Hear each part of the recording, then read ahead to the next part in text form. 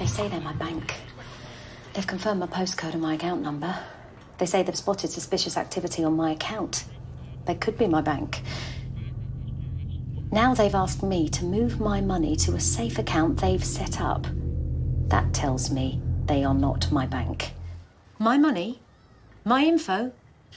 I don't think so. A genuine bank will never contact you asking you to move your money to a safe account. Take 5.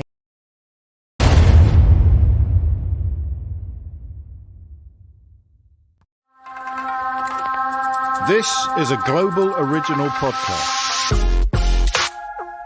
Hello and welcome to the latest episode of Full Disclosure. Still somewhat constrained by the parameters of lockdown, but nevertheless fulfilling the brief to be an opportunity to spend a little bit more time than is ordinarily available with interesting people. And Martin Lewis, the founder of the moneysavingexpert.com website, certainly fits in that category. Although, in the interest of full disclosure, I should begin by establishing a couple of connections. We were at the London School of Economics at the same time, although we didn't know each other particularly, and we were in the same criminally failing university challenge team. But Martin, it's a real pleasure to have you here. Oh, hold on. Now, as the captain of that university challenge team, which you were a member of, I think we were criminally failed as opposed to criminally failing. Yes. If you remember, we had a slow start. We did. But then we came back and we got one of the few draws in university challenge. And most importantly, we may have lost on the tie bait, but if you remember, the briefing that we got was we were told it was Celebrity University Challenge. We were. And you and I somehow scraped in under that definition. They stretched the definition for us. But then when we arrived, we got there and they said, welcome to a Distinguished Alumni University Challenge. This is true. And the brief had changed. So suddenly, a few hacks and a politician were up against the head of the Bodleian Library, the chief scientist for NASA or whatever it was. We were stitched up. So we did very well to get a draw. Let's not do ourselves down. No, you're right. It's good that you're not still bitter. That's very refreshing. I've done 3 quiz shows in my life. I won the other 2, and the one I was on with you, it was awful. Well, this has got off to a good start. The purpose of this podcast is to dig a little deeper, a little further back into public figures, and for you, of course, that involves Manchester and Didsbury specifically. Your dad was the headmaster, or was, when you were still very young, appointed the headmaster of a special needs school in Cheshire, and that involved being on campus. You moved onto the campus, I think. That must have been a strange childhood in some ways. I think it's always easy to ask that question, is it a strange childhood? It was my childhood, so it was perfectly normal to me. It's the only one you knew, of course. Exactly. So, I lived the first, from the age of 1 till 11, we lived on a flat above the residential special education school.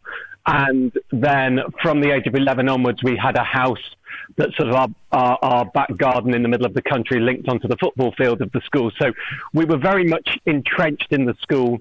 And from the age of 12 onwards, I would have my school dinners at my own school, and then I would come home and I'd have my evening dinner would be at my dad's school with the kids, eating with the kids there on a table with the kids. So 2 school dinners a day, even though that was a boarding school, I didn't go to one, but effectively that was where I was. But it was a very interesting upbringing to grow up with special education children when you weren't one yourself. And I think some of my perspective that I have on the career I have now, where I am now, was shaped by that. In the sense of wanting to help people who needed a little bit of help to help themselves? I think probably an understanding privilege more. Right. So I think I will always remember, and I won't say the name. I remember one boy. There's two examples spring to mind. I remember one boy who did his bar mitzvah. It was a Jewish special school, and for those who don't know, bar mitzvah, when I did mine, you learn a long passage and how to sing it, and you practice for 6 months, and you do this 10 minutes in Hebrew, and it has to be, the notes have to be right, and everything has to be right. And when you're 13, it's a challenge and it's boring, right? But I remember one boy who was 13, and he just learnt one sentence. Oh. And him getting that one sentence was a wonderful triumph. And I remember another child at the age of 15 who finally learnt to tie his shoelaces. And this was a child with severe special ed needs, very, very determined young man. And none of us will ever climb a mountain as high as that one he did to tie his shoelaces. And when you realize that differential ability that we all have at different things, we all have talents at some things, and we all have the opposite to talent, whatever that word is, at other things. And I watched him, and I cried, even though I was probably 16 at the time. I got it. I got it having living there. He had spent years learning to tie his shoelaces. It was his big thing. He was going to get there. And he got there. And nothing we have achieved in our lives is the same as that for that young man. And so now in my life, you know, I count my blessings. I always use, and it is a soundbite phrase, and this isn't meant to be about that, but that some people were blessed that they can hear a tune and play it on the piano, and I was blessed that I can look at credit card terms and conditions and see how they're trying to screw you. but if we count that as a blessing, and I know that even there are other people who struggle with finance, although they may be brilliant with other things, that's a gift I have, and therefore I have a responsibility with that privilege and that gift, a privilege to start with, to have a well-functioning brain that enables me to live and play a full role in society. And then there's privileges on top for the specific talents I have that others don't have, and there are many other people who have lots of talents that I don't. And I think that you know, if we go back to, you're the same age as me, you'll have read Hitchhiker's Guide to the Galaxy. And if you remember, was it Zaphod Beetlebrox who saw his place in the universe? As a machine that drives everyone mad, you see how small you are. But I think there was something about that type of growing up experience that actually allows you to see that we're all special in our own way. And that we all have that talent. And with that talent, and especially with success, comes a responsibility. So when did you identify your talent then? Well, I'm 48 now, so probably about 49. No, don't be silly. I think it came around 2000, 2001.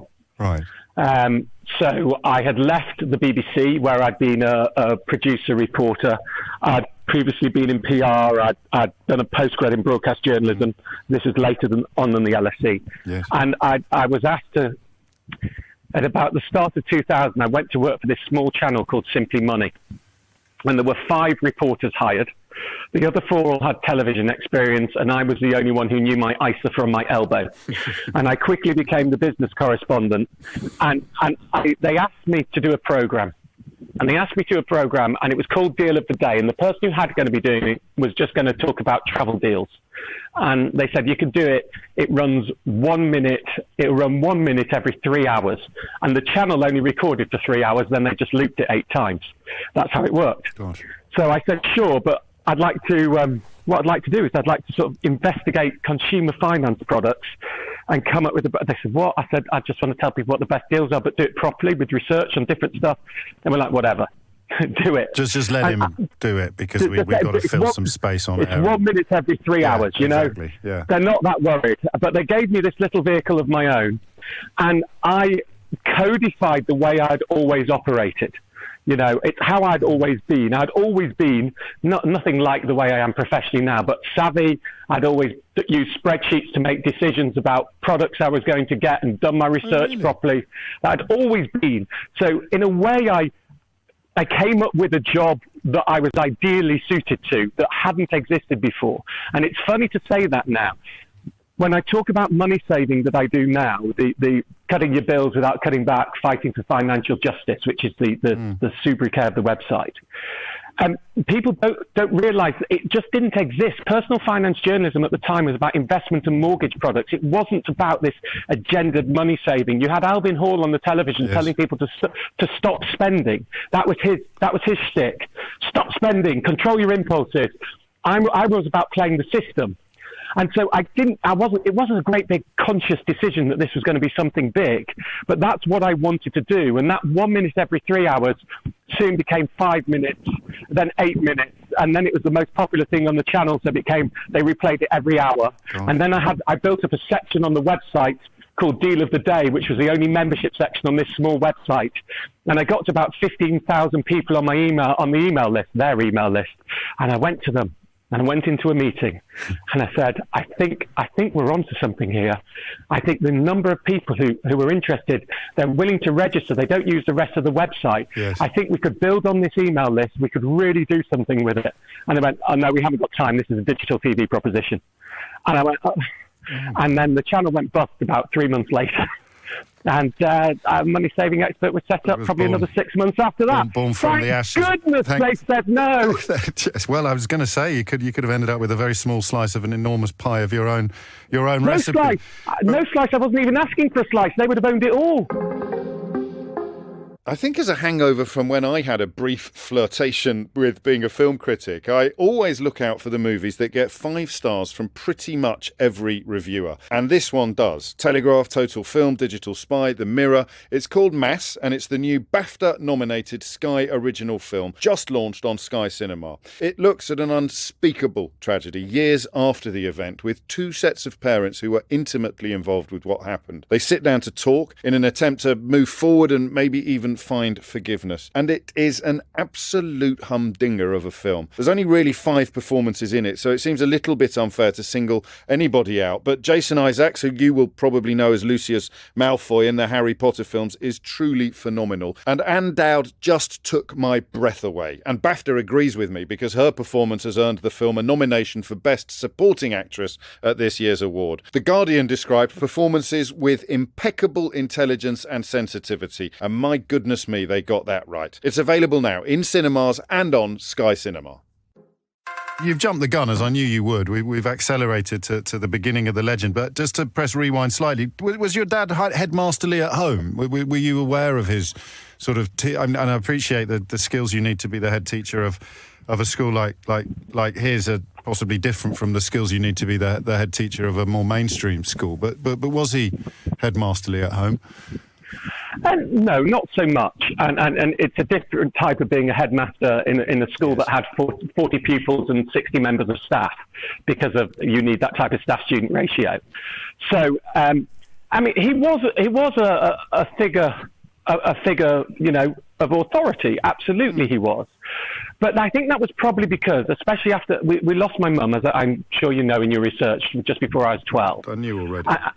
And after that, of course, because my dad had his work and it was a residential special school and he was the headmaster, that we became very ingrained in that school. That was, you know, in many ways I grew up in that school. So he was the headmaster, but he was also my dad. And clearly he was my father and didn't treat me like I was one of the pupils, nor my sister. So not headmasterly in the old British tradition of headmaster with a mortarboard and a cane, but he was an authority. And growing up, I was very much, if we met people, because we were part of the wider Jewish community then. We weren't really that much part of it because we lived in the middle of a forest where there were no other Jews for miles, you know, we're the only Jew in the village. But when you went, because the school was a Jewish residential special school, I was the son of Stuart Lewis. That's how I was known. Yes, and it's interesting how over the years, and interesting for my father as well, to it gradually morphed that he's now my father. Yes, indeed. I mentioned that you lost your mum when you were 12. I don't want to dwell on that unduly, except to ask how big a part of you think today that is. Well, I try not to talk about it too much, but it's the seminal moment of my life, right? And always will be. Please God, I will never go through something of the scale or difficulty that my family and I had to go through. It was a hit and run accident. There one day, gone the next, and my childhood ended, and my joy ended, my happiness ended. I became a stilted, scared. My academic life was on hold for about 4 years. I cried every day. I mean, and then I became. The funny thing is, talking to you about this. Yes. I did an interview about it on Radio 5 about 3 years ago, and I'd never even spoken to my family about it. And I effectively did the interview by accident, and it left me most affected for at least a week. I couldn't really function afterwards. It's one of the best things I've ever done. But when I'm telling you about it now, what I'm actually doing is I am regurgitating what I said in that interview externally. I'm not processing it. I understand. You're not going there. You're not going there. I'm not going there. Yes. So if you hear no emotion in my voice, that's because I'm basically quoting an interview with somebody. Yes, but your own word, quoting yourself. We've gone a bit meta, myself, but I understand exactly what you mean. I won't open up too much on that again. But for years, it was the driving factor, at least until my mid-30s, I would say. And it's why, when we were at university together, we didn't know each other, but I was pretty well known and I was very loud. Yes, well, I was pretty well known and very loud as well, but in a completely different context from you. And our orbits of loudness and infamy didn't really collide much. But before university, back to school, you went to an independent school in Chester, I asked this question in the context of what you've just said. But what sort of student were you? What sort of schoolboy were you? Do you still have friends, for example, from that period? There was one boy who I'd known from my small Church of England local primary school that I went to as infants, who I was friends with in school.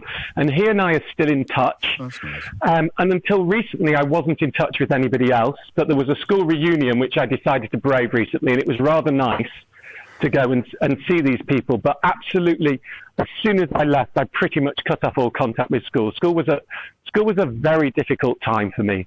I mean, from the age of 12 to 16, I was bottom of the class at most things. I hadn't been a bottom of the class pupil before that far from it, yes. And certainly not in my junior school. But I couldn't do anything. I was incapable of focusing, and it was a poor time. Were you bullied? Were you bullied by the other? No, good. No, I wouldn't. I mean, there was someone in the year who, but I wasn't who.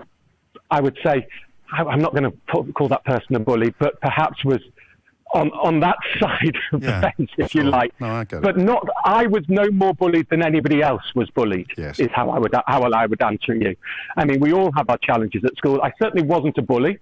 You'd have to ask my contemporaries. I think I was pretty shy at the time. I had no social life, and I made up the fact I had a social life. It was all a complete fabrication because I couldn't really, till I was about 17, I couldn't leave the house when I wasn't at school, or go, apart from the house and my father's school, which was sort of attached, because I'd been out when my mum was killed. So I had this big psychological thing about I just couldn't leave in case something happened. So I had no social life. I had, school. My memories of school are pretty awful. But I'm not necessarily sure I can ascribe that to the school. Sure. How much of it was the school, how much of my time. They didn't handle what happened to me particularly well. The headmaster was good, but the 1980s, we didn't deal with grief very well in the 1980s. Pull your socks up and get on with it, really. Well, no, don't mention it. Yeah. Come back to school, nobody mention it. Everybody ignore the fact that you just had the biggest life catastrophe, that any 12-year-old boy is going to face. Yes. Over a weekend, you come back and your whole world has changed, and nobody mentions it. And it's one of the reasons I'm these days a patron of a charity called Grief Encounter, which does grief counselling. If this story is resonating with anyone, and you know of children, it does grief counselling for children. I put together and funded for them a phone line, so you can now call up if there's any child who's in the position I am. We obviously talk to the parents about it, but you can call up and there'll be someone on the end of the phone that you can just talk to, because actually we know how important that is. But in the 1980s, pull your socks together, don't mention it, get on with it. So I went to school every day, came home, cried for half an hour until I was about 16, and then got on with it. So it's not the happiest memories. Clearly not.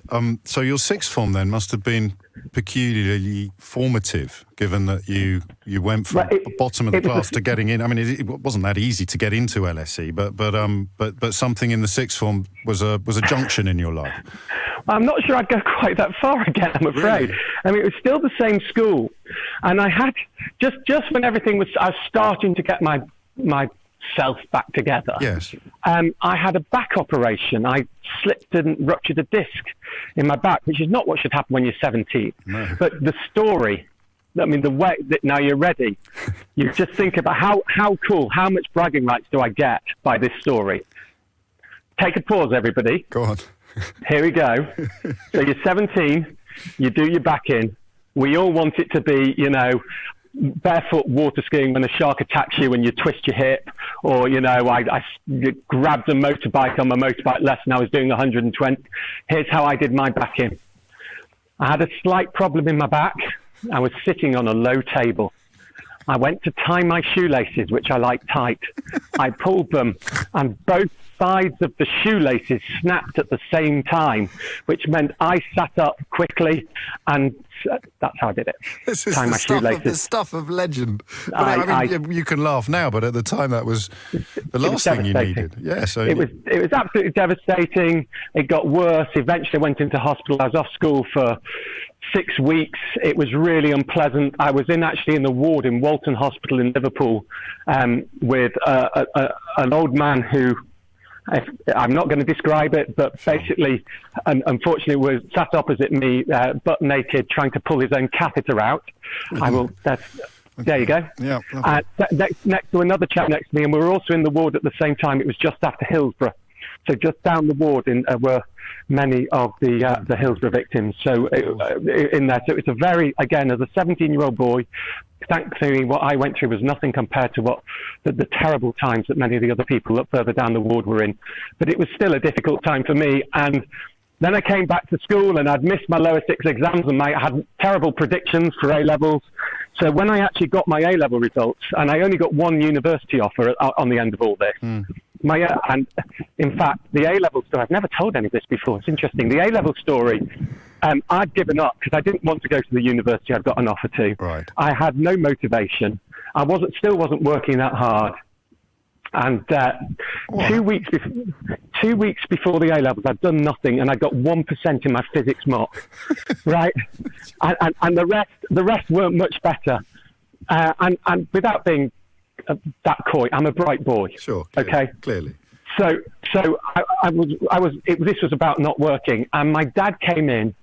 And he caught me watching the cricket, and I'd been doing this thing where I was tossing 2 coins and noting down the results, and I'd done it to see if probability was right, as you do when you're a weird 17-year-old. And I had all these, and he said, "What are you doing?" And I sort of admitted I hadn't done it. He said, "I've just been spoken to your physics teacher. You got what's going on?" It's the only time he's ever invoked my mum on me. Oh. It's the only time. Yeah. Said this isn't what she would have wanted, Martin. Oh, mate. God. And then I had 2 weeks. Really? And then you I had 2 just weeks. turbocharged it. 2 weeks, and I turbocharged it. And what did you get? 2 A's, 2 B's.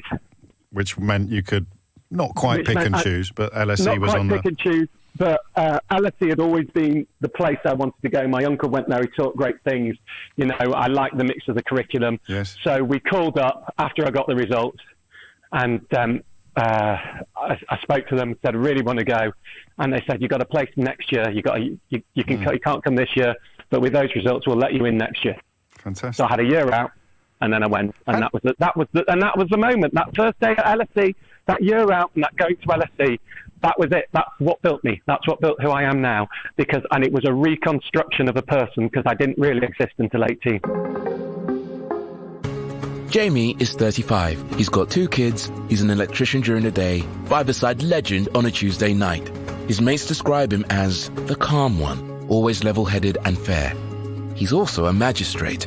Magistrates are volunteers who hear court cases in their community. You could be one. You don't have to have any qualifications. You'll get all the training you need. Interested? Find out more about becoming a magistrate in London at icanbeamagistrate.co.uk. The question that was forming on my lips, I think you possibly have just answered, which is whether or not up until that point, up until that first day at LSE, you had anything that could be loosely described as an ambition. No. It was, I have to say, the year out. What did you do? What did you do in your year out? I learned a bit about life. Yes. I went and worked on Camp America, and the first year was hard. I went to a special ed camp. They let me in because obviously I had experience with special ed children, and that wasn't the most fun place. But I remember I'd never been out of my house before properly. I'd never been away. Only ever stayed at my grandmother's. Well, how much girding of the loins was there then before that to go from borderline agoraphobia, as you describe it, to hopping on a plane to the other side of the Atlantic unaccompanied? That's quite a leap. Agoraphobia. I could go outside. It was just leaving the house. I see. I just decided I had to do it. I just got to that point. I needed a life, you know. I'd never been kissed, never had a girlfriend, never, you know, none of those things. None of the things. Never been to a pub, never had, you know, none of those things I'd done. And I needed to break it, so I went, and the first 2 weeks I was mortifyingly homesick, just horrendously so, and a little bit bullied. Probably if I've ever been bullied anywhere in my life, it was the first couple of weeks there. By what? By sort of jock types, or? No, not actually, by an actor type. I remember quite clearly who, he didn't like the fact I corrected him a couple of times when he was bullshitting to Americans, and I was this innocent 18-year-old who goes, it doesn't actually work like that, without realising that you don't do that when someone's chatting someone up, and he didn't like it. I see. But actually, by the end of the summer, I had my own group of friends, and I got there, and I came home, and then my first job was a VDU operator, entering credit card floor limits, the amount that people can pay on credit cards, sitting in this little place in Knutsford with a group of recent university graduates who were doing it as their, you know, fill-in job where they found what they wanted. And they were lovely. There were about 6 or 7 of them, and they took me under their wings, and I went with them the first time to a nightclub. And Which one? I can't remember. It was somewhere in Warrington or something. I can't remember. Legends. It'd be Legends in Warrington. I don't know. I honestly don't know. Hang on we're going to do a lot about your fields of expertise. We just stumbled into one of mine, so I thought carry on. Although the first time they tried to tape me, I didn't get in because I was too young, and they said, "Do you mind?" And I had to go home. That was awful. But I have to say they were great, and that was just, you know, I didn't learn much from entering data, but I did earn something from work. Yes. And an office environment. And having a group of people who actually, they said, we're all going for it, let's all go out and do something together. Yes. And I've never had that really before. And then I went, and after that, what was my next job? I worked in a bar, which was one of the most useful things. I've never been a big drinker. I don't drink now. But actually, if you live in this country, you really do have to understand bar and pub culture and drinks. And that's where I learned about drinks, by being a barman and seeing people when they were pissed. And then I started running the bar shifts later. I did it for a couple of months, made some good friends, grew up a little bit. And then towards the end of that year, I did perhaps the one job that taught me more about when I started being money saving expert than any other had, which is I sold caravan awnings, and I was a salesman. Right. And you know, almost if you wanted to have compulsory consumer national service, you would make everyone spend 3 to 6 months as a salesman or woman or person, right? That absolutely, learning how to sell, having to communicate with people, talk to them, understanding the psychology of selling. I mean, even by then, I was developing little tricks. Annual need, that was my key word. Right. So people would come in to buy an awning. But now, an awning, for those who don't know, is basically the tent that you put outside of a caravan to expand it. There were lots of little tricks. The first one, and this was taught to me by one of the other salespeople there, was everybody who's got a caravan loves it. So always ask them what the caravan is. They tell you, and then you just go, 2 berths at the front. Oh, yeah, that's a beautiful caravan. All caravans had 2 berths at the front, and everyone loves their caravan. So that was your in. And then you'd say, do you know what your A measurement is? And they'd say it's a 14-foot caravan. And you go, actually, the A measurement's different to the length of the caravan. Yeah. Let me look it up for you. Now you're in again. And then my big thing that I developed was at the end, once they'd bought the awning, which they'd come in for, it's a big emotional purchase and it's expensive. Sure. Yes. So they're sort of sated that I would always go, and you'll need. And I'd either pick, and you'll need a floor mat for it, or and you'll need that television over there for it, and you'll need, based on the conversation. And people will take the annual need product without thinking about it because they're still so emotional in the other one. And it's how PPI was missold. It's how travel insurance was missold by package or over expensive by package holidays. Course, yes. And you'll need because we're all emotionally in the big purchase, and actually the profit is often in the ancillary product. Right.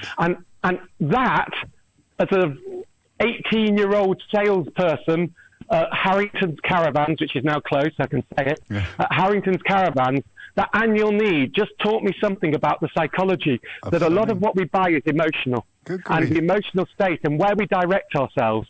And PCI mis-selling was just a form of annual need. Of course it is, now that you explain it like that. Would you have been even vaguely aware of a sort of shift in how you looked at the world at that time, or is it only with retrospect that you can see that as a seminal moment? I think I was aware that my communication skills had improved a lot. And then when I went back to the summer camp at the end of that year, and much more confident, and suddenly I became head of staff entertainment, and I'm doing the big shows, and I'm doing all that type of stuff there. I mean, some of that had developed through the year. My confidence had exploded, which meant, going back to your question about LSE, yes, the day I arrived at LSE was like I was at peak confidence, and more than that, arrogance. Yes, and I always describe it as a pancake. I spent a year tossing that pancake in the air, and it came down on the other side. So from a petrified, shy introvert, which wasn't my natural state, that was the, we were never diagnosed, but one presumes there was some form of post-traumatic stress going on. Yes. Came out this absolutely nothing can touch me, nothing will ever give me pain like I've been given before. I'm going to go for it at full volume. Boy stroke man, I think he still was a boy, then at start at university. And after my first week at university, I was elected rag chair. I was a Lib Dem back then. I was elected political officer of the Lib Dems, political officer of the Jewish Society, within 10 days of arriving at the uni. Which is, I mean, that is an incredible sort of level of involvement in student life, but it's almost as if that you were, this is an obvious and cliched observation, but you were, in a sense, making up for lost time. I was sucking in everything that I could. I just wanted every opportunity I could get, and I wanted to go there, and I wanted to partake, and I wanted to be engaged and involved, as opposed to distant and ancillary and on the side. You wanted to live. You wanted to live life to the absolute full. Just step back briefly then to before, because clearly, when you arrived at LSE, by your own description just then, you'd achieved a degree of fearlessness. But before that, when you were still cowed and frightened, were you frightened of conventional situations? Would you feel your tummy doing somersaults just at the prospect of having to talk to a stranger, or having to, chat up a girl, most obviously, or that kind of thing? Was that the argument that you actually make an assertion that I don't still feel that now? No, I do. You're right, but I mean, if you do, you've managed it. Well, this is an interesting thing. So I am actually still rather painfully shy. Right. Which will. I mean, people listening will go, No, I get that. There's a difference between standing in front of 100 people and actually opening a conversation with one. So if a charity asks me, can I do a speech for them? Yeah. And I'll say, how many people's there? And they'll say 800 people. Great. How long do you want me to talk for? Yeah. An hour. No problem. An hour's speech for me is 3 minutes preparation. Just before I get there, I write 10 words on a piece of paper. Yeah. Very happy to do it. If they then say, and beforehand, we'd love you to come for dinner on the top table, and I have to sit with 10 people I've never met, I'm petrified. Yes, snap. Petrified. Absolutely terrified. That's my idea of hell. It's the strangest thing, isn't it? And you're right, people find it really hard to believe. And so the showman is there. Yeah. And now, actually, very interesting. You asked about girls. I should be careful. I'm a very happily married man, and have been to Lara for 11 years, and we've been together 15. But when I was single, I could never approach a girl. I could absolutely not do it, with two exceptions. One, on the dance floor, because I used to dance. You won't believe, but I did used to dance. Got the move. So that was fine, because I was very confident in my dancing. Or two, what I call the vampire rule, and I still sort of feel that now. That's my shyness. I'm a vampire. Unless you invite me, I don't want to do anything. Right, yeah. So if a friend of mine had approached a group of girls to talk to, he'd open the door and beckon you in, and he's talking. I'm in, and I was very confident and very happy. And this is, much older. This is more like me. But I would never be the one to make that first approach. I'd often take over, which would really annoy them once they'd made the first approach. But I would never make a first approach. And even now, this is just to show you how much a part of me that is. Yeah. Which is why the salesperson taught me so much, because it's completely counter to my natural instinct. Yeah. When I go and do my road shows, which I won't be doing anymore, we changed the format of my show because of coronavirus. I can't go out and do road shows anymore. But when I do my road shows, I'd sit at the stall with a road show and have a big crowd, and people would queue up to come and talk to me and ask me questions. And then my producer, Johnny, would say, come for a walkabout. It looks nice if you go for a walkabout and you just pop up to people and ask them, anything I can do for you. And I just fight doing that so hard. I'm like, if they come to me, it's fine. Yeah. But I can't approach them. I said, I'll stand there and wait for them to talk to me. But I don't cold call. It goes so against every element of manners and shyness and everything that's within me. So even now I'm well known and whatever, and people queue up to ask me questions. I don't ever proffer my services in that way. It just feels wrong. Jamie is 35. He's got 2 kids. He's an electrician during the day, five-a-side legend on a Tuesday night. His mates describe him as the calm one, always level-headed and fair. He's also a magistrate. Magistrates are volunteers who hear court cases in their community. You could be one. You don't have to have any qualifications. You'll get all the training you need. Interested? Find out more about becoming a magistrate in London at icanbeamagistrate.co.uk.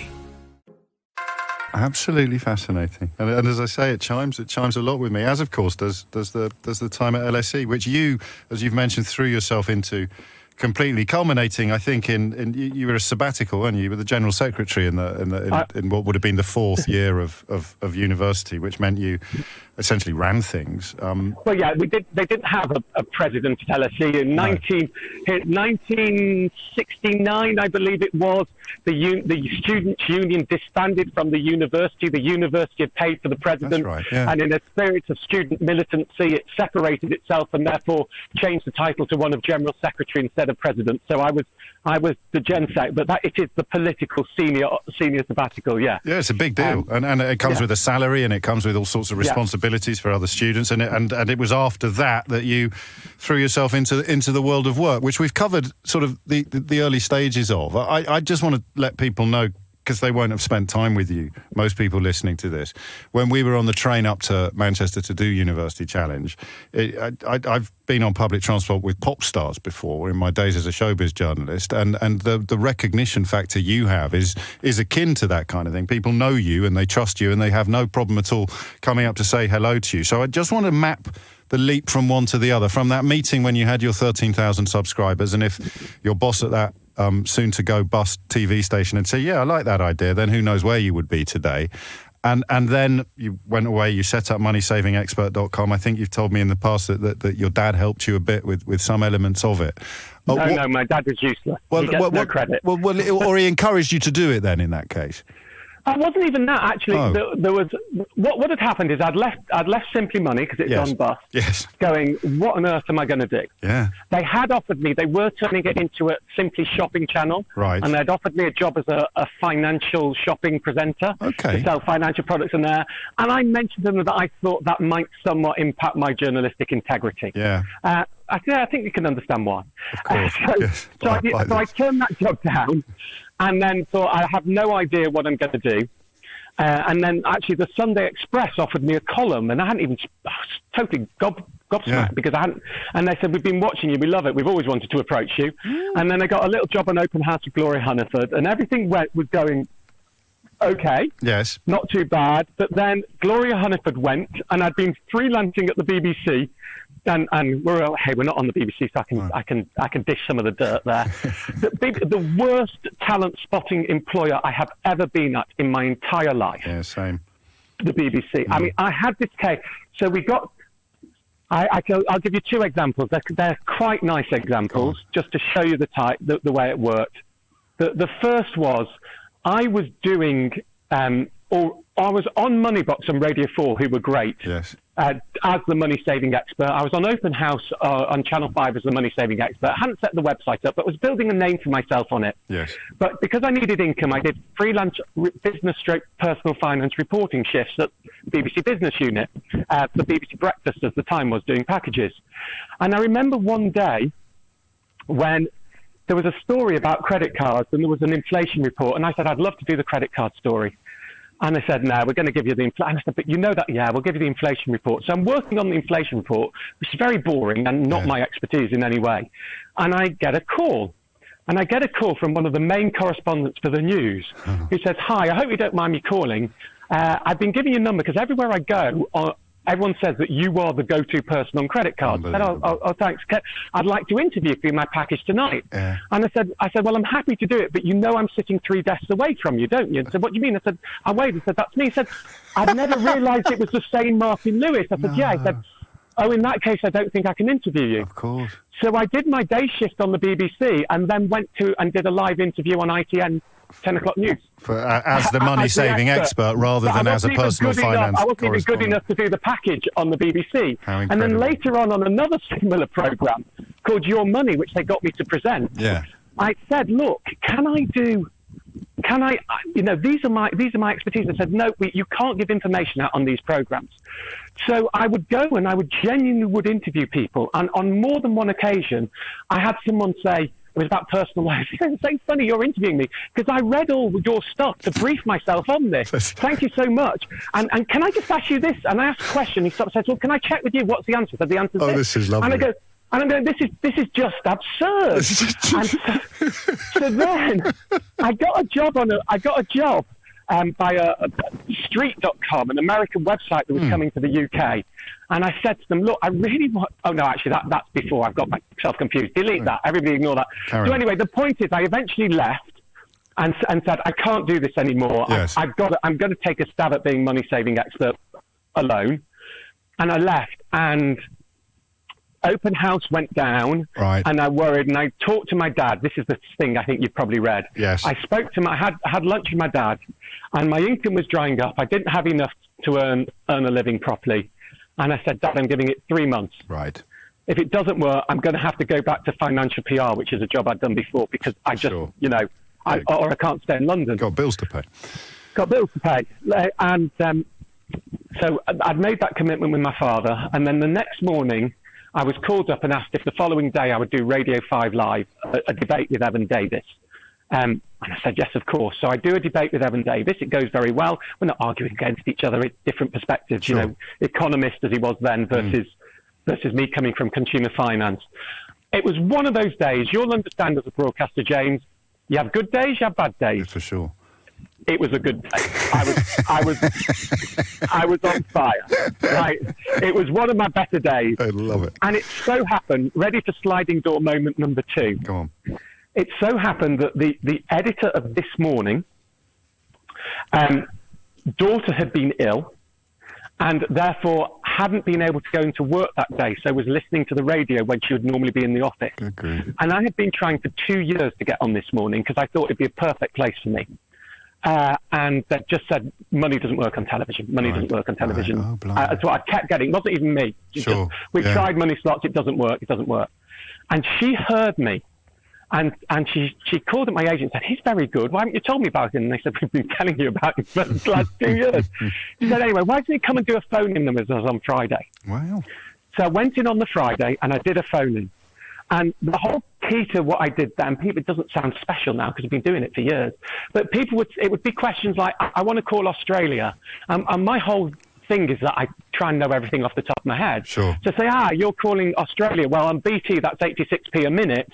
But if you use Telediscount, this is the answer then, not now. Yeah. You can do it for 4p a minute and you just use this prefix. So this is the point for people who aren't familiar with your work, and I can't imagine there are many of them. You actually essentially put money in people's pockets, live on the telly, live on the radio. And they told me that they literally... Their phone system collapsed. Well, of course it did, because you're giving away money on live TV. Nobody's done it before. No, exactly that. Nobody's done it before. And then I went that afternoon, and I knew I'd done well, and I got a call. We want you on every Friday. Right. And that was the start. And at the same time, I just built moneysavingexpert.com for £80. God. Right, and back then, Ofcom rules did allow me when I was on a programme to mention the website, which they don't now. When I'm a contracted presenter. Right. So you'll know, people always say, I never mention my website. No. Well, what I often do, if I know the information's on my site and nowhere else, what I will say is, I'll say, and you'll be able to find that on the internet. Yeah. Right, because that's the nearest I'm allowed to get to it legally. But back then, you could use it you could use the TV appearances as a calling card for the new website. Exactly, and that was just after saying to my dad, Wow. that I was going to get. That is the story as I remember it, and it is. Had Radio 5 not called that day, had that editor's daughter not been ill, who knows? and it wasn't proper illness, thank God, so I can be happy about it. Of course, it was just a little girl not being very well for a day. Then I wouldn't be here talking to you today. I didn't get vaccinated. I did get really ill. I did 3 days in bed and then about a week on the sofa. I didn't taste a thing for about a month. I still don't do stairs if I can help it. I didn't think it would be this bad.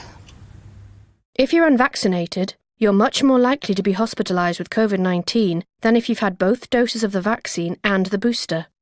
Get vaccinated now at nhs.uk/COVID vaccination. How soon after that day would you say you realised something unprecedented was happening? Because at the moment, as I hear this, and I know some of the story, but not all of it, you're like we all were at that stage with our media ambitions. You had a little bit more of a mission in the back of your mind than perhaps the rest of us did. But you just wanted a career at this point. When did you realise, well, A, that this might be a career, but more interestingly, that you could be on the cusp of something utterly epic? I would say within 6 months. No way. Yeah, so what happened was the website. So yes. I had the website, I was doing everything by myself. As I say, less than 100 quid to set it up. I paid a guy in Uzbekistan who I'd found on a contracting website. Thank heavens I made sure I had a contract that said I own all the rights. Right. Yeah. And he didn't, all he did was build the framework so I could publish my articles. And one of the other things I'd done that was clever was when I wrote for the Sunday Express in those early days, just as when they asked me to write a column for them, I said, there is one thing. And I said, what? I said, can I retain copyright? And, and you're asking some 29-year-old guy who's writing a small column in the Money. Yeah, whatever. But I then updated all those articles, and that was what the website was to start with, you see. And I'd retained copyright, so I could do so. I see. And nobody else owned them, which is a rule. And it's the knowledge and the information that you were sharing in those columns that turned the website into a snowball.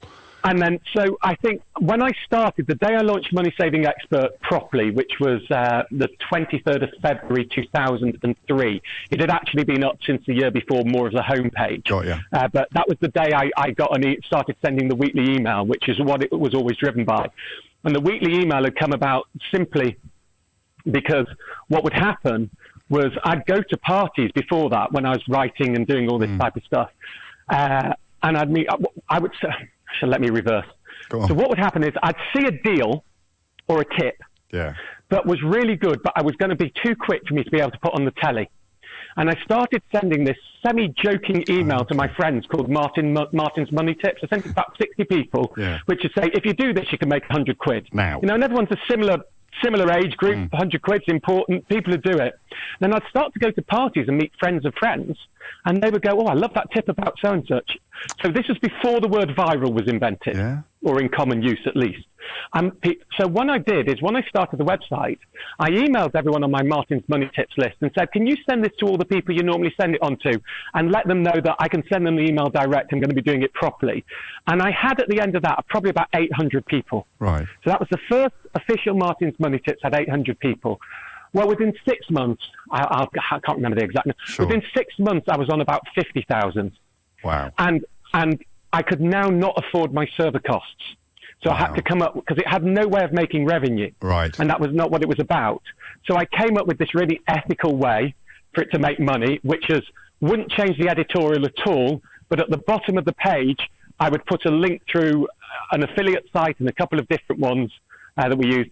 There's more nuance to this story, but I'll make it simple. I understand the bones. Right, that you could click, and then eventually we put those in the article, but never changing what we wrote, and that's still the stance we use today, as now do many others, and we put a star by it, as now do many others, but it didn't exist. Now, this is the model I came up with. We're short of time, but this is something that's fascinated me for quite a long time, because I bumped into someone at around this time who'd been at college with us, and they were persuaded that by not taking advertising, you were being really, really stupid. And I didn't understand the issues. I do now. For you, it was an issue of integrity, and your objectivity is you, in a sense, isn't it? Your impartiality is Martin Lewis. That is what you do. But it was still quite bold, given that presumably if you'd wanted to, you could have cashed in then on advertising and similar, but you knew in your bones that was not right for you. There were two things everyone criticised me for: putting my face on the website, which you didn't do on websites then, and my view was, in money, what people want is to see the whites of the eyes of the person giving them the information,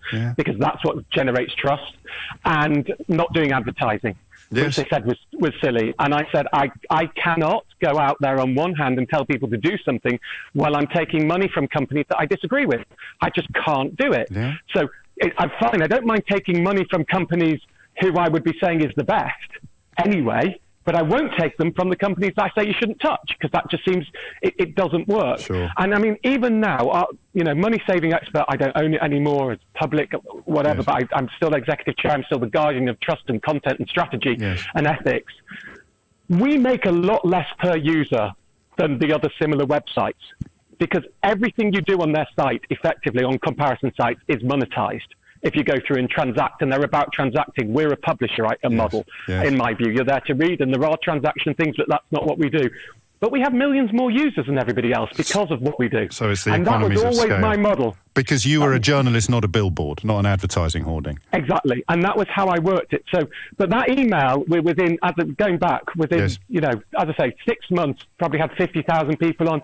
I think I hit 1 million on the email list after maybe a year and a half, and then I had staff.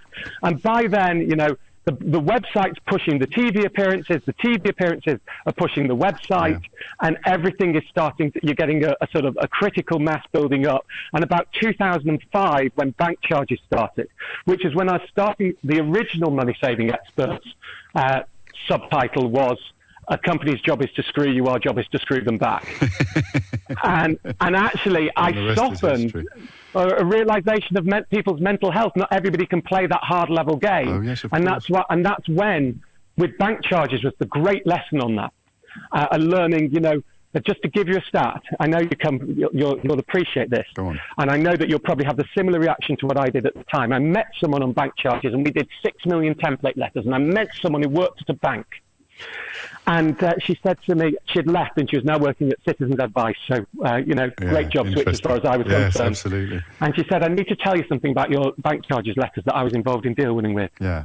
She said, I reckon around a quarter of them that we get sent in your template letters, and we do it better now, we have a tool and stuff, where it says your name, your address, put in your story here, about a quarter of them, people leave in the your name, your address, put your story here.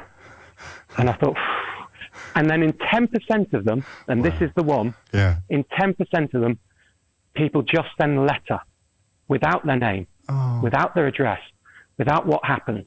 And that was a real moment for me, a moment when I realized, here we have people who have been ripped off by bank charges, which are a form of entrapment to keep people perpetually in debt and to cross-subsidize the richest in society from the poorest in society. And the people who had these charges are people who struggle with whether it's literacy or mental capacity to understand that you put your details in a template letter. And simply partly because they trusted me, just sent the letter hoping that would be enough. Wow. And that was the moment when it really brought home to me, this isn't just about telling people what to do. You also have to make sure the system is fit for purpose, but even the people who can't fill in a template letter and can't understand that they have to put their details in a template letter. And that's when the website changed from a company's job is to screw you to, and our job is to screw them back, to cutting your bills, fighting your corner. Good grief. And fighting for financial justice. And that is actually where the conversation began, because as you were describing the people sending the letters with no information in them, I was seeing the boy tying his shoelaces or the lad who learnt one line of the Torah.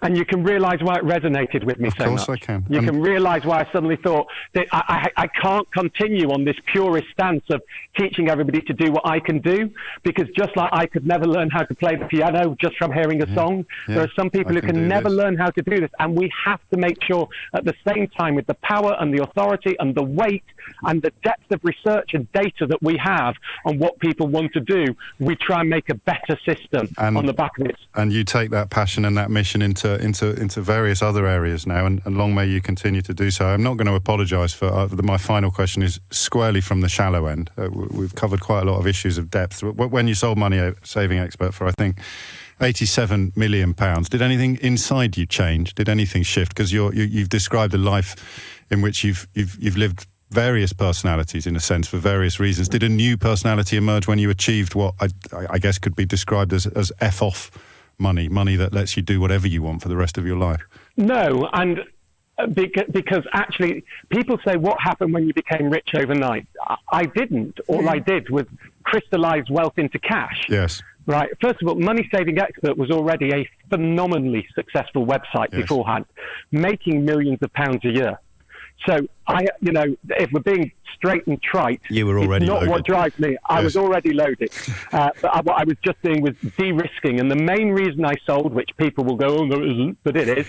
The main reason I sold is because I got to the point where the pressure of running the website and being a boss of that many people and being in charge of, all the back end, the HR, everything that goes on with it, one of them had to give, either the going out and being, the evangelist, if you like, or running the website. And I chose to, and I sold the website with a legally binding ethical editorial code, which says the site must always be run, as long as my face is on it anyway, always must be run in the first instance of users ahead of any commercial considerations.